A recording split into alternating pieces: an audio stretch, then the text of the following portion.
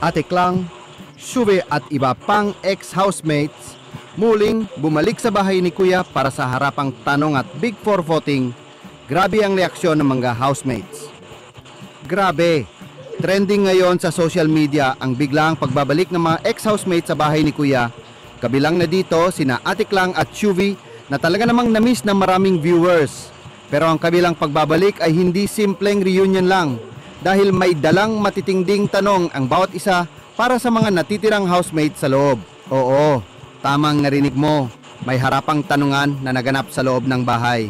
At hindi lang basta tanong, kundi mga diretsahan at honest questions na ikinagulat, ikinailang at ikinaiyak pa ng ilan sa kasalukuyang housemates. Makikita sa episode ang iba't ibang reaksyon.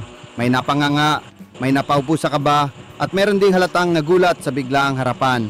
Sina Ate Klang at Shuvi, na kilala sa pagiging palaban at totoo sa loob ng bahay, hindi nagpigil sa pagbato ng tanong gaya ng totoo ba talaga yung pinapakita mo at sino ang hindi mo deserve makasama sa Big Four. Kaya naman lalong naging mainit ang tensyon sa loob ng bahay at ang twist, hindi lang sila bumisita para mangintriga dahil pagkatapos ng tanungan, ang mga ex-housemates ay binigyan ng kapangyarihan ni Kuya para bumuto ng isang doe na sa tingin nila ay pinakakarapat dapat mapasama sa Big Four. Kaya todo obserba at ramdam mo talaga na seryoso ang bawat galaw at sagot ng housemates. Maraming fans ang natuwa sa twist na ito dahil sa wakas, narinig na rin ang opinyon ng mga dati nang nakasama sa loob ng bahay.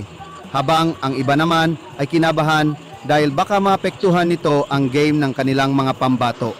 Sa dami ng pasabog sa episode na ito, isa lang ang sigurado, mas umiinit na talaga ang laban papunta sa Big Night. Sa puntong ito, kayo ay nananatili sa lugar na ito